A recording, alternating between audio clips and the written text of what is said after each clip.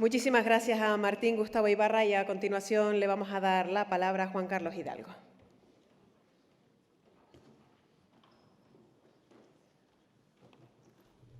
Buenos días. Muchas gracias a la Asociación de Zonas Francas de las Américas por invitarme a dirigirme a ustedes esta mañana, a Gustavo, a María Camila, por traerme aquí a analizar un poco la situación, el contexto económico mundial.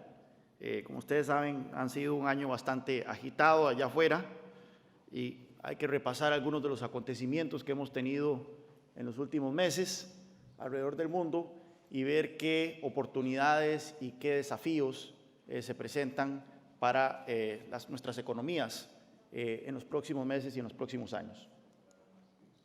Así que vamos a hacer un repaso primero de qué es lo que ha ocurrido en este 2016, en el 2017, hacer un diagnóstico de las diferentes situaciones que están presentando en el mundo en materia económica, qué se puede avecinar en los próximos meses y finalmente las oportunidades que estas situaciones presentan para empresas como para las zonas francas, para empresas y para otros actores. Bueno, ¿qué ha pasado?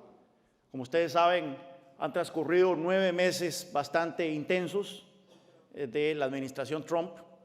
De hecho, ahora apenas estaba tratando de ponerme al día de qué era lo último que ha ocurrido con el presidente estadounidense. Como ustedes saben, hay que estar muy pendientes de Twitter para saberlo.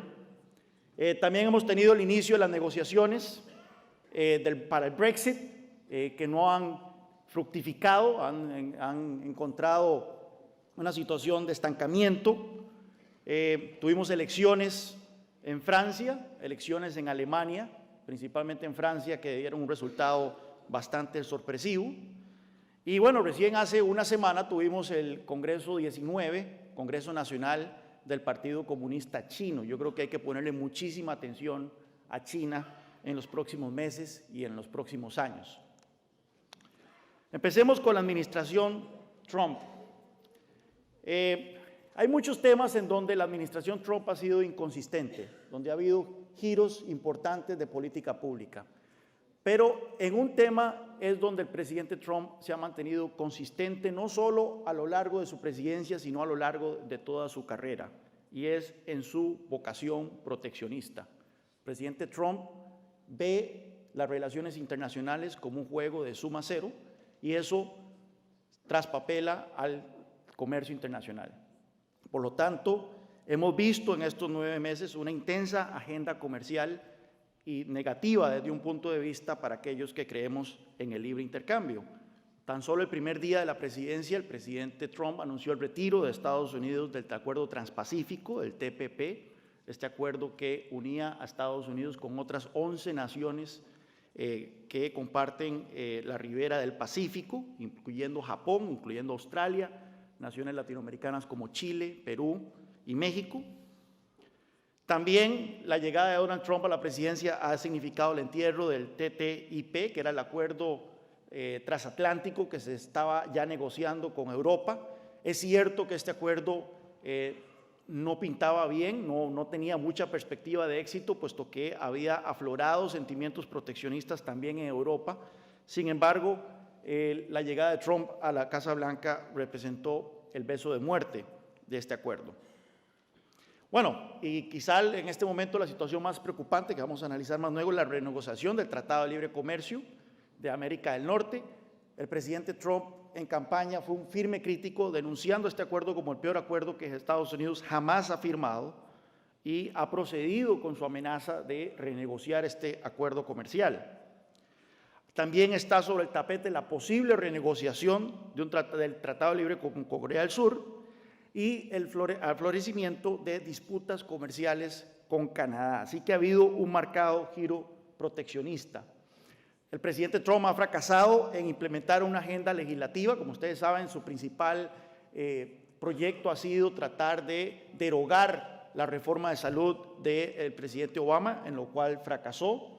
Está haciendo una apuesta frontal por aprobar una reforma tributaria. Hoy se van a dar a conocer los detalles de esta reforma. La idea de la administración Trump es pasar una reforma tributaria en 10 semanas. Hay que tomar en cuenta que la anterior, que se aprobó hace 30 años, tomó 13 meses en ser aprobada, así que es un riesgo bastante grande que está tomando el presidente. Los mercados en Estados Unidos permanecen optimistas a pesar de todo el caos político.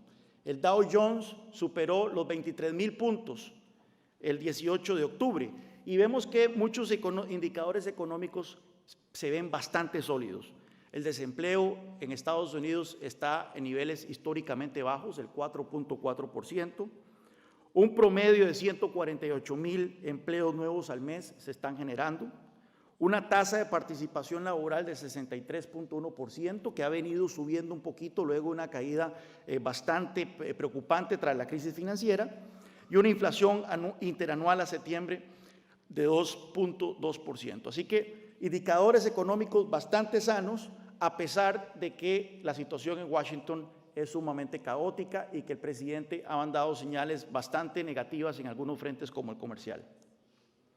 Si nosotros vemos el comportamiento, el crecimiento estadounidense, veremos de que tras la crisis económica a Estados Unidos le ha costado muchísimo superar el crecimiento del 2%, lo cual es un crecimiento bastante mediocre.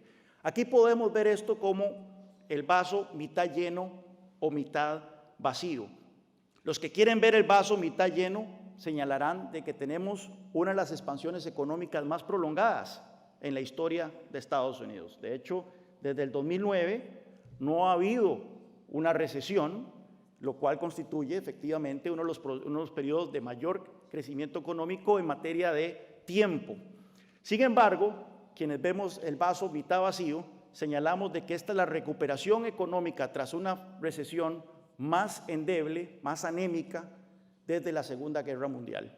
Y la pregunta es, ¿qué es lo que está causando que Estados Unidos está teniendo tanto problema en alcanzar tasas de crecimiento como las tuvo en los 90, que eran de aproximadamente un 3%?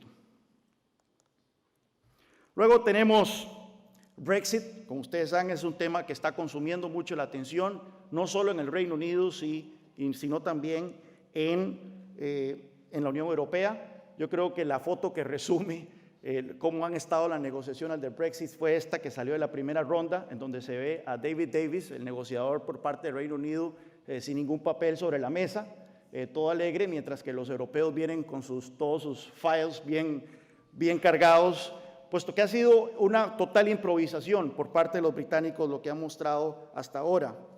¿Qué es lo que ocurre? Hay un estancamiento en las negociaciones sobre los términos del divorcio, ni siquiera se ha empezado a avisorar cómo sería la futura relación entre el Reino Unido y la Unión Europea. Los términos del divorcio, por supuesto, están sobre el monto de la cuenta que tendría que pagar el Reino Unido de salirse de la Unión Europea. Los británicos ya aceptaron de que tienen que pagar algo, al principio decían que no, pero ahora dicen que solo quieren pagar 20,000 millones de euros, la Unión Europea quiere 60,000 millones. Está el tema de la frontera con Irlanda del Norte. Si efectivamente el Reino Unido se sale del mercado común europeo, va a tener que haber entonces una frontera con controles aduaneros entre Irlanda del Norte e Irlanda y la República de Irlanda, y esto por supuesto que es algo que ninguna de las dos partes quiere, pero no han podido descifrar cómo evitarlo. Y luego está el estatus de los ciudadanos europeos, y no solo los ciudadanos europeos, que son 3 millones que están en el Reino Unido, sino también el estatus que los ciudadanos británicos, 1.2 millones de ellos, muchos de ellos aquí en España, qué tipo de relación tendrían y estatus tendrían dentro de la Unión Europea. Hay una división terrible dentro del Partido Conservador sobre cuál es la futura relación con la Unión Europea. Hay gente que quiere permanecer en el mercado único porque saben que es lo más sensato desde un punto de vista económico, y están los radicales que quieren incluso un Brexit duro, como le dicen, quieren salirse, no tener ni siquiera un acuerdo comercial con Europa y revertir la relación comercial con el continente a la relación que existe con la OMC. Y bueno, la primera ministra Theresa May quedó sumamente debilitada tras la elección de mayo. Es una elección que ella llamó para ampliar supuestamente su mayoría en el Parlamento, y como sabemos le salió el tiro por la culata, perdió su mayoría y ahora es un zombie, básicamente, una primera ministra zombie, sus días están contados, y la única razón por la cual los conservadores no la han quitado del poder es porque saben que probablemente esto desataría una nueva elección y que según las encuestas Jeremy Corbyn, el líder laborista, simpatizante de Hugo Chávez, sería el futuro primer ministro del Reino Unido. Así que la situación en el Reino Unido no se ve muy buena, que digamos. La Unión Europea, por su parte, está en la encrucijada.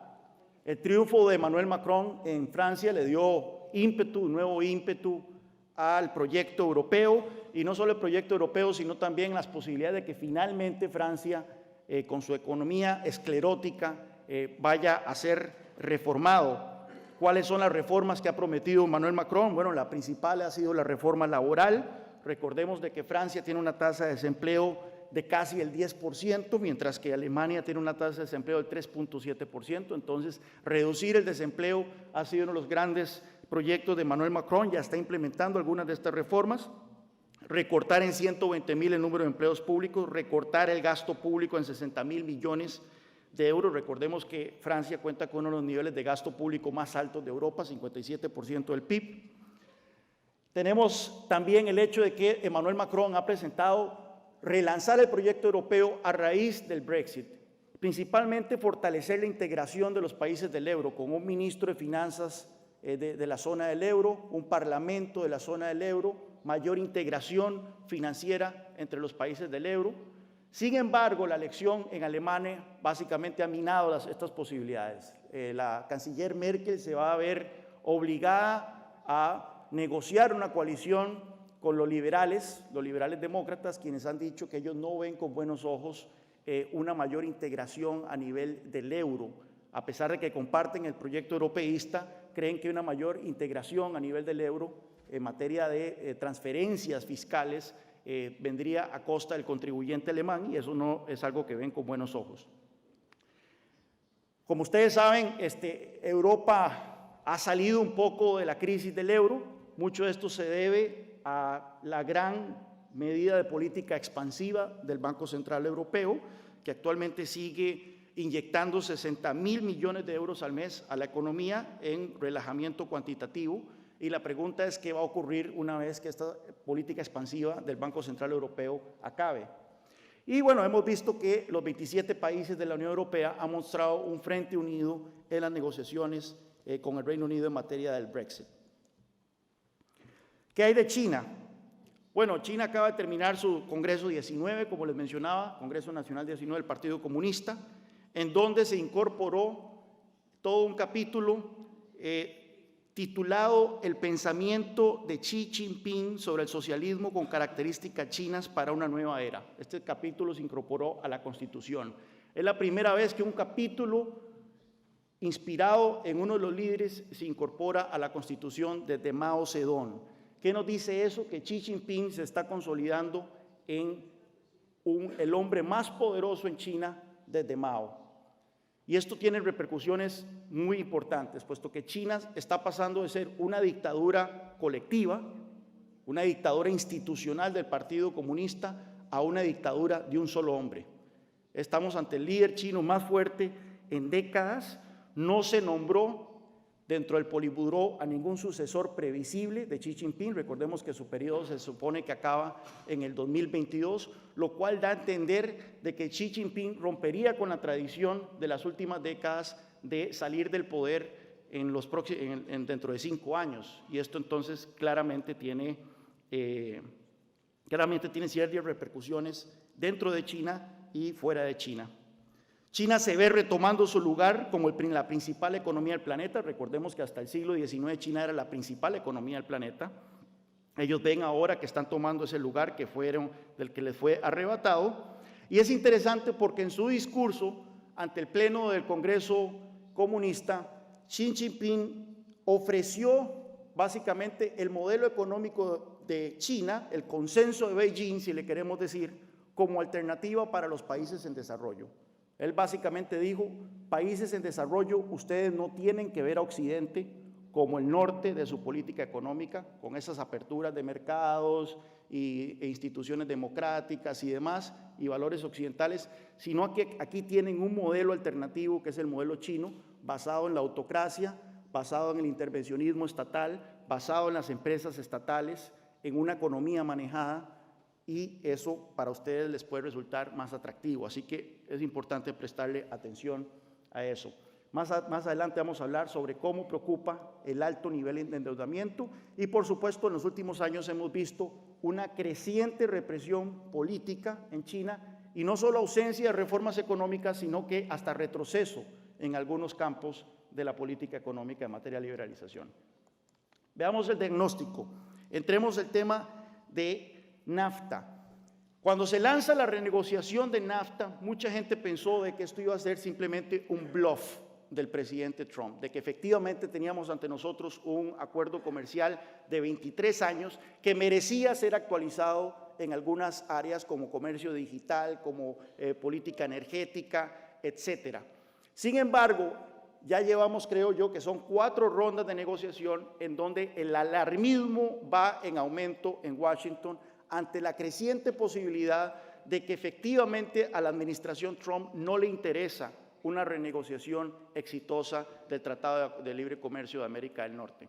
De hecho, las otras partes, los canadienses y los mexicanos, han encontrado de que la administración Trump está metiendo en la negociación lo que han llamado píldoras venenosas, que son demandas que son inaceptables, que Washington sabe que son inaceptables para Ottawa y para la Ciudad de México, pero que aún así están siendo planteadas. ¿Cuáles son esas demandas? Aumentar el contenido de origen en el sector automotriz de un 62.5% a un 85% y que el contenido estadounidense sea de por lo menos un 50%. También una cláusula de terminación automática de cada 5 años. Esto quiere decir que cada 5 años NAFTA tendría que ser renovado por los parlamentos y si no ocurre esa renovación, entonces el acuerdo se acabaría, lo cual sería un beso de muerte para la inversión y para la estabilidad jurídica que debería brindar este tratado. Eliminar los mecanismos de resolución de disputas y poner límites a proveedores extranjeros en las licitaciones gubernamentales.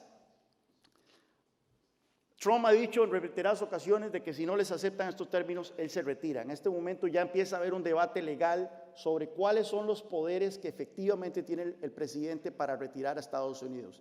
En principio se creía de que lo único que tiene que hacer Trump para retirar a Estados Unidos de NAFTA es enviar una notificación con 6 meses de preaviso a las otras partes. Sin embargo, ya empezó una discusión legal en Washington que establece que el Congreso tendría que aprobar esta medida y el Congreso es mayoritariamente pro NAFTA. Entonces, esto probablemente se dilucidaría en las Cortes si fuese el caso de que Trump tome esa medida. ¿Cuáles serían las consecuencias de salirse de NAFTA, de que NAFTA sea deshecho? Bueno, el comercio entre los 3 países retornaría a los niveles de la OMC. Esto quiere decir que México tendría un arancel promedio del 7% sobre los productos estadounidenses, Estados Unidos un arancel promedio del 3.5%. Habría pérdidas significativas de empleos en los 3 países, pero principalmente México, que ha sido el principal beneficiario de NAFTA. 1 millón de puestos de trabajo se estima que perdería México, 250,000 Estados Unidos y 125,000 en Canadá. Ya los expertos ponen en un 50-50 la probabilidad de que Donald Trump tome la medida de salirse de NAFTA. ¿Qué hay de la reforma tributaria? Hoy se anuncian los detalles de la reforma tributaria, así que hay que estar pendientes de eso. Sería la primera reforma tributaria en 30 años. En estos 30 años se ha triplicado el tamaño del Código Tributario de Estados Unidos. Así que para que ustedes vean la necesidad terrible de simplificar los impuestos en Estados Unidos. Así que esto es una medida que hay que apoyar, pero como decimos, el diablo está en los detalles. ¿Qué es lo que sabemos que va a venir en esta reforma?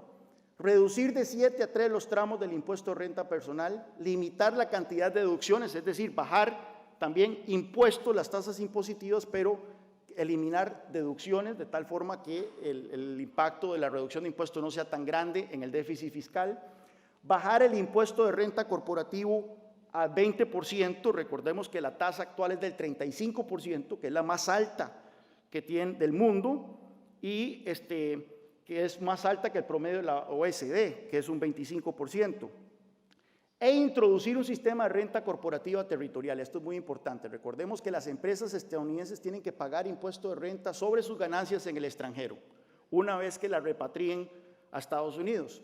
La consecuencia de esto es que las empresas estadounidenses han aparcado una enorme cantidad de dinero fuera de Estados Unidos para no ser sujetas a impuestos. 2.6 billones de dólares se encuentran fuera de Estados Unidos. Si Estados Unidos elimina el gravamen a las ganancias internacionales, esto sin duda alguna va a tener un efecto muy feroz sobre la repatriación de capitales al país.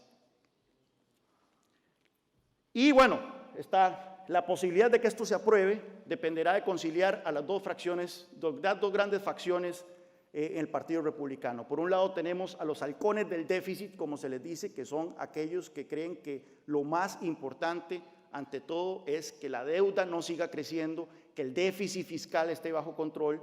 Y por otro lado está la otra facción que dice que un recorte de impuestos siempre, en cualquier circunstancia y en cualquier momento, es bienvenido. Entonces, como ustedes saben, los republicanos cuentan apenas con 52 senadores de 100, no se pueden dar el lujo de perder muchos votos, y vamos a ver cómo llega a eso. No hay propuestas de recorte de gasto, y eso es un tema que es importante. Se está discutiendo un recorte significativo de impuestos, pero no hay propuestas de recorte de gasto, y en un país con un nivel de deuda del 100% del PIB, esto debe llamarlo la atención. ¿Por qué Estados Unidos no está creciendo de la misma manera que crecía hasta hace poco? Nosotros en el Cato Institute copublicamos el índice de libertad económica anualmente. Y una de las cosas que podemos ver en el índice de libertad económica es la caída significativa en los grados de libertad económica de Estados Unidos desde el año 2000 a la fecha. Empezó con la administración Bush, se aceleró con la administración Obama y creo yo que probablemente continúe con la administración Trump. Vean ustedes que incluso Canadá en este momento tiene un nivel de libertad económica similar al de Estados Unidos. La libertad económica de Estados Unidos ha caído en todos los sectores, pero el sector que más ha caído es en el sistema jurídico y derechos de propiedad. Ustedes pueden ver que es una caída significativa. Esto se puede explicar a temas como la guerra contra el terrorismo, guerra contra las drogas, el aumento del capitalismo de compadres, ¿verdad? Chronic capitalism, fallos de la Corte Suprema sobre temas de expropiación, pero lo cierto es que las investigaciones que nosotros hemos hecho a lo largo de muchos años demuestran que una caída de esta magnitud en libertad económica se traduce en menores grados de crecimiento económico. Y hemos visto también un deterioro en ciertos indicadores de la economía estadounidense. The Economist reportó hace poco que desde 1997, 2/3 de casi 900 industrias estudiadas por la revista británica se han vuelto más concentradas, es decir, hay menos competencia dentro de la economía estadounidense. La tasa de creación de empresas está en su punto más bajo desde los años 70. Así que vemos una economía estadounidense que se está volviendo menos competitiva, más esclerótica y con niveles de crecimiento más bajo, y eso es algo que sin duda alguna debe preocuparnos. Bueno, Brexit fue un disparate, sin duda alguna. Si bien es cierto, hubo gente que argumentó que Brexit era una solución liberal ante lo que se percibía como una Unión Europea hiperregulada, una Unión Europea que se había salido de su proyecto original de ser simplemente un área de libre comercio. Lo cierto es que, si bien algunos argumentos eran liberales a favor del Brexit, el resultado nunca iba a ser liberal. ¿Por qué? Porque lo que motivó a la gente a votar por Brexit eran motivos nacionalistas: controlar las fronteras, evitar la inmigración, y esto sin duda alguna ha dado paso a que se desaten nacionalismos bastante preocupantes en el Reino Unido. Uno de los argumentos que decía es que el Reino Unido va a poder negociar tratados de libre comercio con Estados Unidos, con Australia, con Nueva Zelanda, con Japón, con China, pero no tiene sentido sacrificar una relación de libre comercio con el principal socio comercial que está ahí nomás para buscar tratados de libre comercio con naciones que están a 8.000 kilómetros de distancia. El 44% de las exportaciones británicas van a la Unión Europea y los modelos espaciales de comercio indican algo que debería ser lógico: los países están condenados a negociar con sus vecinos y en este caso no tiene sentido simplemente sacrificar esa relación con Europa en aras de buscar libre comercio en naciones distantes. Aún existe la percepción, y esto me parece increíble, pero aún existe la percepción en algunos círculos conservadores de que el Reino Unido puede mantener su acceso al mercado único, incluso con restricciones a la inmigración. Pero los 27 países de la Unión Europea están muy claros que las 4 libertades, la libertad de movimiento de bienes, servicios, capitales y personas, no se puede tocar. Y que si el Reino Unido va a sacrificar el libre movimiento de personas, va a tener que pagar un precio en materia de libre comercio de bienes, servicios o capitales. Así que no existe en este momento, el gobierno no tiene claro, el gobierno de Theresa May no tiene claro qué tipo de Brexit va a ofrecer, si va a ser un Brexit dentro del mercado único, si va a ser una unión aduanera, si va a ser un tratado de libre comercio o si va a ser simplemente revertirse al comercio con la OMC. Lo cierto es que el impacto de un Brexit duro, es decir, la salida del Reino Unido de la Unión Europea sin un acuerdo negociado, tendría en un periodo de 15 años, el impacto sobre el PIB sería entre 5.4 y 9.5% inferior el PIB de lo que sería si el Reino Unido permanece en la Unión Europea. Tenemos que tener en cuenta los precedentes. Solo hay un precedente de un territorio anteriormente saliéndose de la Unión Europea, fue Groenlandia. Groenlandia se salió de la Unión Europea, es un territorio danés, pero se salió de la Unión Europea en 1985. Tomó 3 años para la negociación de un acuerdo alternativo entre Groenlandia y la Unión Europea. 3 años, a pesar de que Groenlandia solo exporta una cosa: pescado. Así que nos podemos dar un poco cuenta de lo que podríamos esperar de una negociación, de un acuerdo comercial entre el Reino Unido y Europa en materia de tiempo, lo que tomaría eso. Con la administración Trump hemos visto que se ha vuelto tentador, se ha vuelto muy popular decir que el retiro de Estados Unidos representa que China va a venir a llenar ese vacío y que China va a venir a convertirse en el campeón de la globalización, en el campeón de los mercados libres. Pero eso no es cierto, yo creo que eso es bastante ilusorio. China no es una economía libre, China no es visto con muy buenos ojos en materia comercial, puesto que incurre en prácticas desleales de robo de tecnología, robo de propiedad intelectual, manipulación cambiaria y demás. Y es por eso, creo yo, que no vamos a ver ese fenómeno que mucha gente desea. China está bien encaminada hacia otra década perdida de reformas económicas. Hasta el momento no hemos visto que Xi Jinping esté interesado en reformas económicas. El crecimiento económico es fundamental para mantener la legitimidad del Partido Comunista, pero como vamos a ver ahorita, ese crecimiento económico está cada vez más insostenible. ¿Por qué? Por el endeudamiento. El crecimiento económico de China depende cada vez más del crecimiento de la deuda. Ese es el crecimiento económico que, como ustedes pueden ver, se ha desacelerado marcadamente desde el 2007, pero ahora el crecimiento cada vez está más sostenido por deuda. Antes, hasta el 2010, se requería $1 de endeudamiento para generar $1 de crecimiento económico en China. Ahora se requieren $4 de endeudamiento para generar $1 de crecimiento económico. Ruchir Sharma, de Morgan Stanley, ha dicho que el acumulamiento de tanta deuda en tan poco tiempo como lo ha hecho China desde el 2008, es algo sin precedentes. Él analizó en los últimos 50 años 33 casos similares de endeudamiento acelerado de naciones y encontró que en 22 de esos 33 casos estos países sufrieron una fuerte crisis de crédito y en el resto sufrieron una fuerte desaceleración del crecimiento económico. Así que, como decimos en Costa Rica, China ha comprado todos los números de la rifa para tener un fuerte ajuste económico que no sabemos si se va a materializar como una crisis de crédito o una fuerte desaceleración económica. Y recordemos que del crecimiento mundial, China casi representa la mitad del crecimiento mundial. Así que una desaceleración, incluso en el mejor de los casos, que sería una desaceleración de China, esto tendría repercusiones no solo para ellos, sino también para el resto del mundo. ¿Qué se puede avecinar? Bueno, ¿qué tenemos que prestarle atención en el 2018? Ya las negociaciones sobre el acuerdo de libre comercio en Norteamérica se acordó de que estas no van a terminar en el 2017, como eventualmente se había programado, van a terminar el primer semestre del 2018. Entonces vamos a ver si va a haber una resolución o una disolución del NAFTA.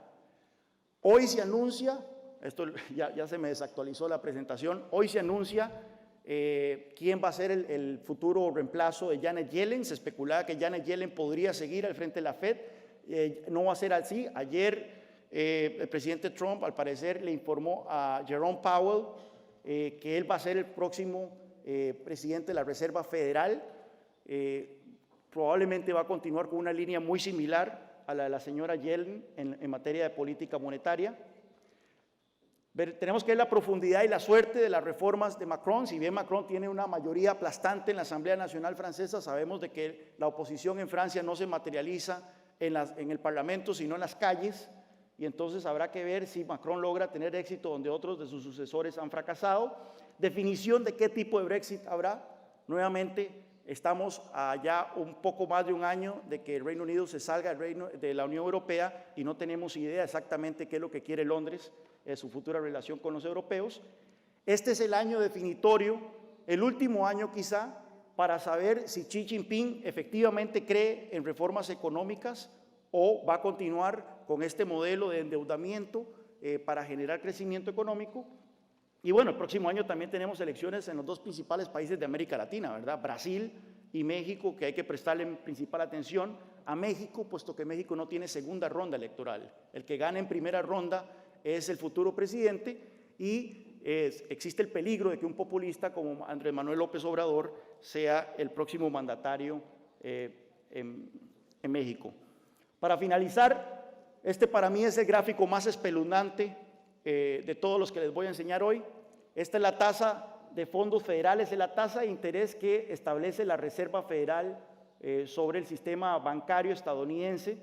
Como ustedes pueden ver, este bajonazo de la tasa de interés al 1% por un lapso de casi 2 años es acreditado como el causante de la burbuja inmobiliaria. Bueno, pueden ver ustedes lo que ha ocurrido desde entonces. Si esto causó una burbuja inmobiliaria a principios de la década pasada, ¿qué puede haberse gestado en estos casi 8 años de política ultra laxa por parte de la Reserva Federal? Esto se ha repetido en otros bancos centrales, lo podemos ver en el Banco Central Europeo, lo podemos ver en el Banco de Inglaterra y demás. Tenemos un serio problema y es de que en el caso de Europa, la política laxa del Banco Central Europeo lo que ha hecho es desincentivar a los gobiernos a implementar reformas estructurales importantes, como ese ha sido el caso de Italia, ha sido el caso hasta ahora de Francia, pero en el caso de Estados Unidos, esto lo que ha hecho es alimentar el apetito por el riesgo. Los actores económicos, ante el costo de un dinero tan bajo, han incurrido en cada vez más riesgos y entonces tenemos que ver qué pasa y a qué ritmo se aumentan las tasas de interés y qué sucederá cuando eso ocurra. Sabemos que aquí lo que ocurrió fue una crisis financiera más grande desde la Segunda Guerra Mundial, desde la Gran Depresión. ¿Qué ocurrirá cuando esto suba? Eso es la gran interrogante que tenemos actualmente. El mayor reto a mediano plazo, entrando ya un poco en el área geopolítica, es evitar lo que se llama la trampa de Tucídides, que es cada vez que existe una potencia económica, una potencia militar consolidada y una nueva potencia surge, muchos casos, eso termina en guerra. Un análisis de un especialista de Harvard de los últimos 500 años encontró que en 16 casos en que una potencia establecida ve el surgimiento de una nueva potencia, 12 terminaron en guerra. Y por supuesto que donde podemos ver entonces más esta tensión es en los peligros de una guerra comercial entre Estados Unidos y China. Hemos visto que la relación comercial entre estos países se está deteriorando a ritmos acelerados, principalmente ahora que el presidente Trump ha llegado al poder. Oportunidades. Hay una confluencia de intereses comerciales entre la Unión Europea y Mercosur. Recordemos de que hay un acuerdo comercial entre estos dos bloques que está siendo negociado desde el año 2000, pero finalmente tal vez se dé de que esta confluencia de una agenda reformista en Europa y una agenda reformista en algunos países de América Latina, principalmente en Argentina, dé paso a este ansiado acuerdo comercial entre estos dos bloques. La llegada de Mauricio Macri al poder en Argentina, como ya se mencionó anteriormente, le está dando un nuevo giro de política económica a ese país, pero no solo tenemos a Macri en Argentina, sino tenemos que a Pedro Pablo Kuczynski en Perú, tenemos el posible llegada de regreso de Piñera en Chile, lo cual puede imprimir un giro reformista a las políticas económicas de la región. Estabilidad de los precios de las materias primas, no se avisora ningún movimiento brusco en estas, y eso por supuesto es bueno para los países. Y finalmente, una defensa renovada del orden internacional y liberal. Si algo podemos rescatar del contexto internacional es que la llegada de Donald Trump al poder en Washington ha hecho impopular el proteccionismo, ha hecho impopular el nacionalismo. Tenemos que renovar nuestra defensa de este orden internacional liberal post Segunda Guerra Mundial que ha permitido niveles de globalización, niveles de bienestar y de prosperidad nunca antes visto. Y bueno, eso es precisamente el tema de este Congreso, tratar de unir esfuerzos principalmente en 3 continentes, así que buena suerte con eso y ojalá que habiendo hecho este repaso tengamos un contexto más claro de los grandes retos que enfrenta este orden internacional liberal del que tanto tenemos que defender. Muchas gracias.